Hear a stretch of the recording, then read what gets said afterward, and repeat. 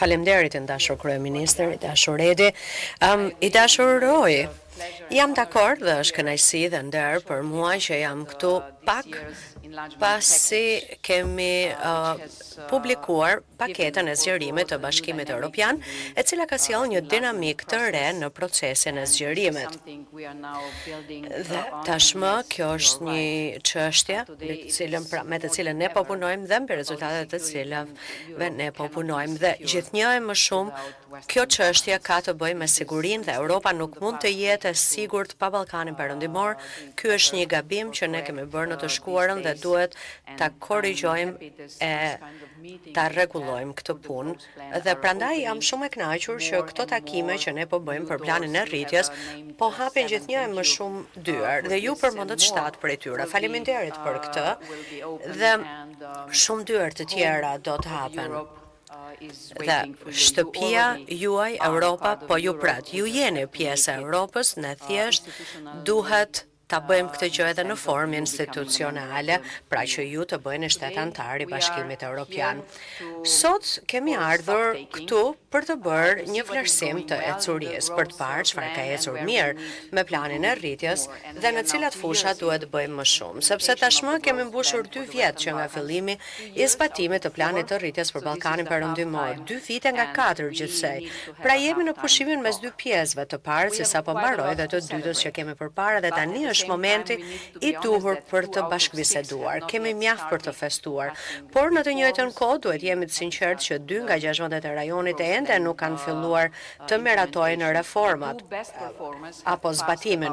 2 performuesit më të mirë kanë miratuar rreth 50% të reformave të dakordësuara dhe këtu ne shikojmë një lidhje shumë të mirë ndërmjet avancimet në procesin e antarësimit dhe reformave. Ndërsa sa u përket fondeve të disbursuara, jemi ende nën 10% të shumës totalja, pra dhe 400 milion euro nga një paket për 6 miliard eurosh që janë lënë më njanë për rajonin, pra ne mund të bëjmë më shumë dhe duhet të bëjmë më shumë të gjithë së bashku. Dhe dëshiroj që ta përdor diskutimin e sotëm për të planifikuar për pjesën e dytë të zbatimit të planit të rritjes. Pra ku mund të bëjmë më shumë? Në ç'fusha mund të mbështesim ne ju më mirë? Komisioni Evropian dëshiron që plani i rritjes të jetë tërësisht i suksesshëm dhe së fundmi unë kam folur shpesh për nevojën për të zgjeruar vetë nocionin e zgjerimit, për të integruar të gjithë fqinjët tanë sa më shpejt që të jetë mundur në gjithnjë e më shumë fusha të ndryshme të politikave të BE-s, për shembull vendet tuaja të bëjnë pjesë e tregut tonë të përbashkët, e tregut tonë të energjisë, e zinxhirëve pan-evropian të vlerës, pra ne duam që Bashkimi Evropian të jetë tashmë që sot një realitet i prekshëm për qytetarët tuaj dhe ju folët pikërisht për këtë gjë, në mënyrë që të sjellë më shumë begati, siguri dhe stabilitet për mbar kontinentin evropian në këtë kohë kur ne kemi të tjerë të cilët do të donin që ne të mos ja dilnim ba. Në disa fusha pra kjo punë ka marrë formën e vet. Shqiptarët, malazezët, për shembull tashmë dhe maqedonësit përfitojnë nga kosto më të ulta për transaksionet falsepas. Pra 62 milion euro që janë kursime nga Maqedonia. Po, faleminderit. Por objektivi ynë është që të gjithë ju të esni përpara në sinkron. Pra nuk duam që ndonjëri prej jush të mbetet pas, sepse në fund të fundit i gjithë Ballkani Perëndimor i përket Bashkimit Evropian si antar të barabartë dhe theksoj këtu me të drejta të plota, duke njohur kështu faktin që ju do të keni arritur përputhjen e plotë me legjislacionin dhe vlerat e Bashkimit Evropian. Pra le të përqendrohemi sot tek mënyrat se si mund ta përshpejtojmë punën në këtë pjesë të dytë që kemi përpara. Dhe kemi një afat veçanërisht të rëndësishëm që po afron. Në qershor do të kemi nga raundi i dytë i raportimit skadimin e periudhës një vjeçare të pritjes së mëtejshme për reformat e papërmbushura pra. Dhe rrezikohen thuajse 300 milion euro të destinuara për vendet tuaja. Këto janë fonde nga të cilat duhet përfitojnë qytetarët tuaj me të cilat mund të ndërtojnë linja tramvaj, rrugë, shkolla, spitale. Prandaj le të diskutojmë sot se si mund të ulëm më tej edhe tarifat e roamingut. Pra ju folët për këtë gjë që të paguash shtesë për telefonata në vende të tjera është diçka që ne nuk e bëjmë brenda BE-s më. Pse duhet ta bëni ju? Dhe prandaj ne duhet punojmë për përshpejtimin e parafrimit me rregullat e Bashkimit Evropian. Pra le të zhbllokojmë ato projekte që duhen për të përmirësuar infrastrukturën e transportit, inovacionin digital, mbrojtjen e konsumatorit dhe turizmin, brëm për shembull në darkë folëm për këtë çështje, sepse kjo do të sjellë përfitime bizneseve dhe qytetarëve tuaj. Kemi mungesë e curie në integrimin ekonomik rajonal, gjë që sjell rritje më të ulët ekonomike.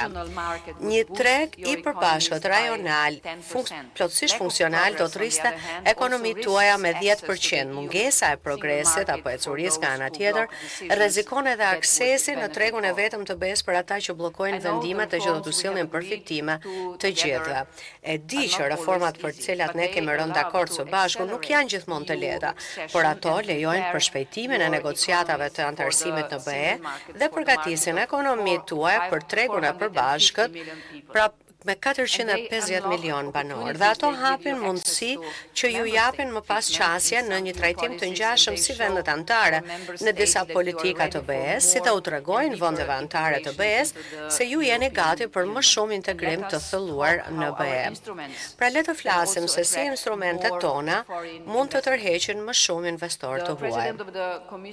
Presidentja e Komisionit, Ursula von der Leyen, më tha se ishte shumë e impresionuar nga 2 konferencat e investimeve që ajo ndoqi në rajon. Le të vazhdojmë punën në këtë fushë, le të sjellem së bashku akoma dhe më shumë investime të qëndrueshme nga BE-ja dhe më shumë partnerë tregtar në rajon. Ne e dim nga përvoja në të shkuarën që sa më shumë i afrohemi zgjerimit, aq më shumë investitor do të vinë këtu.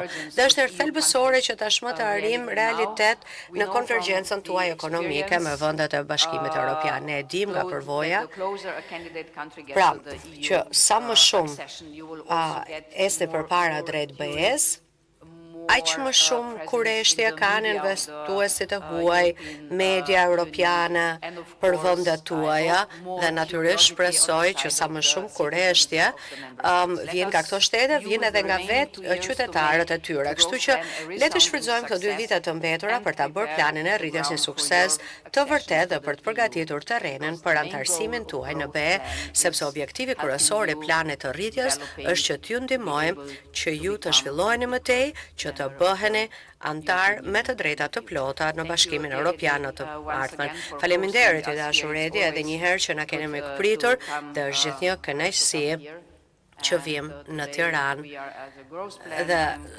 sot kemi ardhur për planin e rritjes, por unë do të kthehem sërish së shpejti për të zbuluar disa pjesë të mrekullueshme të tjera të Shqipërisë. Faleminderit.